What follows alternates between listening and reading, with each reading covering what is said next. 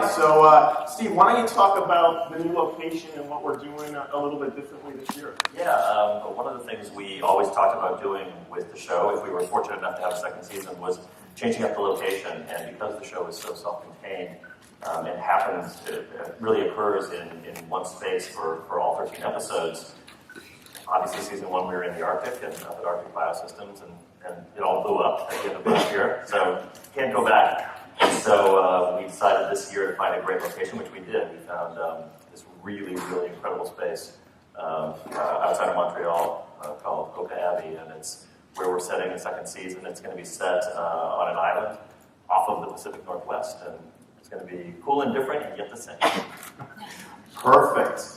All right, well, they put you through quite the ringer as a character, as an actress last year. How are you coping with what they're doing to you this year?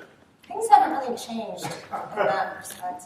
Yeah, there's always a new adventure for my character right now. It's pretty intense and exciting, and I'm definitely getting put through a different ringer, I guess. Yeah, we torment our poor actors. What did you do to deserve that? Just be on the show. That's it. One of the really compelling aspects of the first season was sort of this claustrophobic effect of being stuck, at the station. Will we still be able to access that kind of claustrophobia for the island? Will they still feel trapped, I guess? Yeah, I think it's a different claustrophobia. I mean, that's how we feel anyway from the end of writing the scripts. That the island, because it's on an island and they're surrounded by water and it's not easy to hop off to another place, there's still that sense of being trapped. It's not as interior.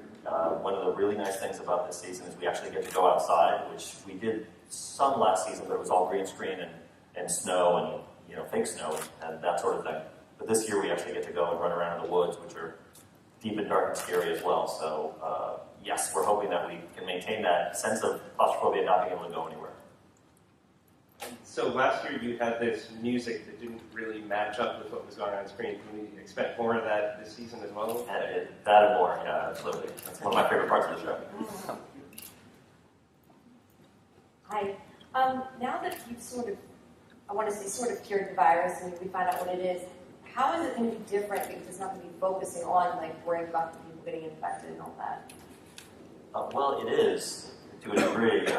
What we're trying to do is, without completely ditching the Narvik story from last year, which was our virus from first season, we've come up with something new and even potentially more dangerous. And so Narvik doesn't go away completely, but it kind of takes a backseat for a while, and then will rear its ugly head again. But part of what we wanted to do was, in our minds anyway, as we were breaking second season, it was, okay, new location, let's come up with a new disease, let's have a new threat so that each of the seasons can stand alone a little bit. Awesome. Thank you so much.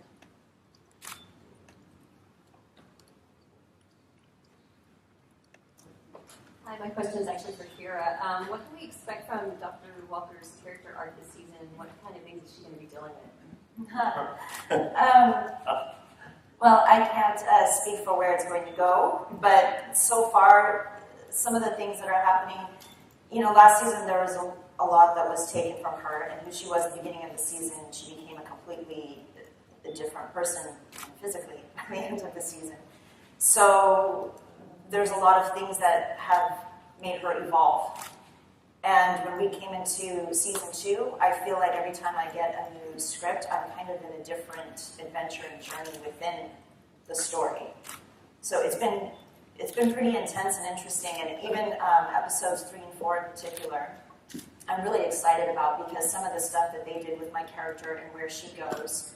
And again, part of that psychological thriller aspect of the show, this really starts to hit home here for me.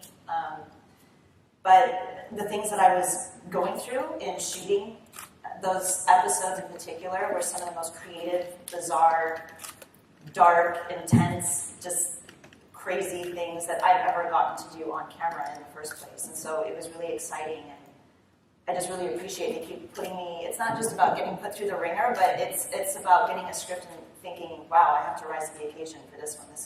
Doesn't feel like TV for me. Sometimes I'm feeling like I'm in this isolated indie film about some weird new thing that's happening. So, yeah, her character is definitely she's become something else, and the whole thing with immortality, I think what's interesting is it's this new way of having to start over. You get that chance to try to right a wrong, but then that's where the whole play God, pay the price starts to step in. So, yeah, she's definitely involved into something. And one of the things I can tell you also about Kyra's character, Dr. Walker in particular, is we're going to be playing with time this year. Because one of the cool things about immortality is you live forever. And so, without getting into too much detail, we are, the great thing about having a show with immortal characters in it is that they look the same. And so we're going to be having a lot of fun with structure and with time and with storytelling. We'll be bouncing around a little bit. Hi, I'm Ken Gold from Media Boulevard. I was wondering, can you talk about how much time has passed since season 1? When season 2 opens, is this like a year later or a few months? It's about 15 months. Okay. And just one follow-up real quick. With the CDC and the news, is that kind of, I guess, you feel prophetic or something? It's bizarre. Yeah, I think it's really strange and scary. It's nice to know that we were, thinking this ahead of that. But actually, it's affecting us in a small way as well because our technical advisor, a guy who's been reading our scripts all last season and this season to make sure that we're staying true and honest, is actually working on one of the Ebola teams. And so he's been very busy. And if it takes him a little while to get the script back, we don't mind.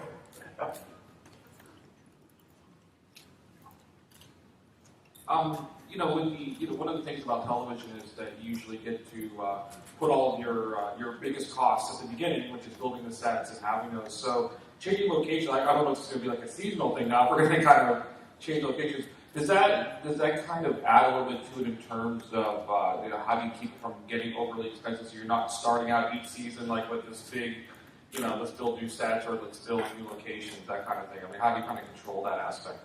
Oh, you're absolutely right. That's a huge issue for us, and we don't have. I mean, if you think about it, most shows you're able to amortize, over multiple seasons. We hope the cost of the set, the cost of wardrobe, and we're kind of saying, for the most part, burn it all and start over again. So yes, it is something we very much consider as we move forward. But we do want to do different locations and change it up. So it is an expense that we bear. And it eats up a lot of our budget for the show, but also part of what we were trying to do is find a great location and something that was already there for us that we could go, ooh, the story could fit really nicely here, and that's what we did. We found this location that when you see it, I think it's going to be amazing.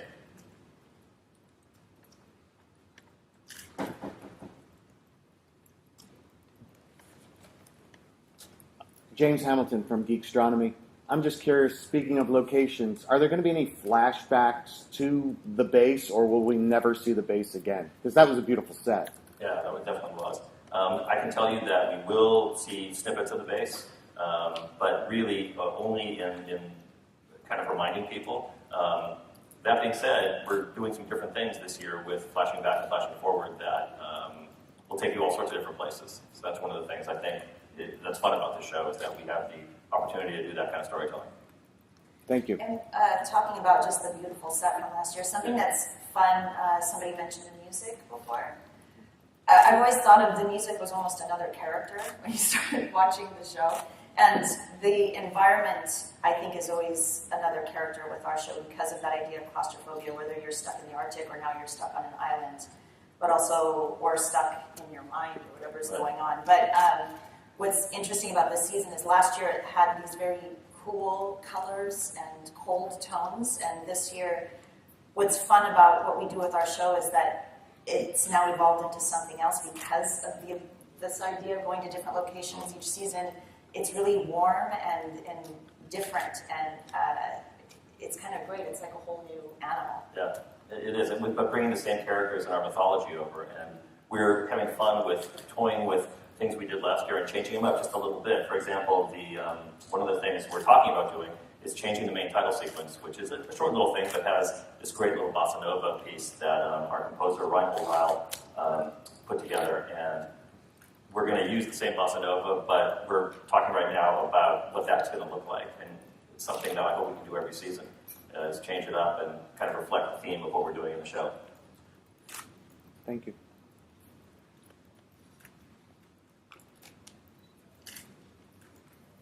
No more questions?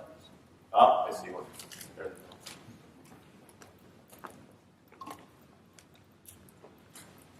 Hi, can you explain a little bit more about that closing scene when we see Julie at the head of the table at the meeting at the portals? Can you talk a little bit more? That was awesome, wasn't it? I love that scene. I love the silver eyes.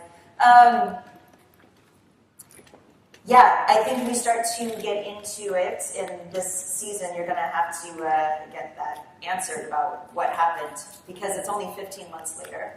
And, but when we ended that last episode, I was kind of a part of that. So I think she's a survivor, and she's going to do what it takes to keep going. That was one of the parts about the character that I loved the most that I discovered last year is that she's not without fear, but she's really brave. So she just keeps putting herself into it to figure out a way out. She just doesn't give up. And she's got a lot of flaws, but that's one thing about her that I think keeps her going. So I think whatever she believes is the right or wrong thing to do, she's going to do what she can to maneuver her way through. And so it's an interesting thing this season to figure out which side she's on and which side she's being genuine with or not. Yeah, and one of the things that we really wanted to do, one of the reasons we did such a time jump between first and second season, is we wanted to start characters off in a really different place, and then you can watch and go, wait, how did that happen? How did this person, just like we did with that jump to the Ilaria headquarters at the end of last season, and we wanted to do that with a number of characters, and so when you see them for the first time, they're going to either be in a different situation, or they're going to look really different, and we're bringing back a whole bunch of people, but really hoping to do it in a surprising way so that you go, whoa, how did that happen? And then explain it and backfill it in a way that it feels cool and fun to watch. Are we introduced to new main characters, and can you tell us anything about the ones that we may meet? Yes, absolutely. There's a new character, a new CDC character, a doctor by the name of Dr. Kyle Summer. And he is this really interesting addition to the team, played by Matt Long. And he's Southern. He's got a little more humor. Not quite as wacky as Doreen, but he's definitely got a edge to him. So he's going to be... nice charm, yeah, he does. lightness, and fun energy. Yeah.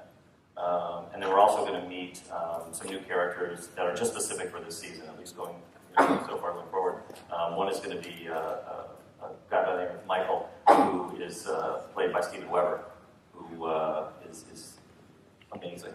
And he is going to be part of this location that we go to, this island. Our folks are going to find him there, and what he's doing there is going to be pretty amazing. Cool. But yeah, he's been great. I think there's time for one more. Unless you all need coffee that bad. Jason Griffin, the TVHolic.com. You mentioned changing it up from season to season. How many ideas do you have for how far out have you sort of thought about things like that? 100.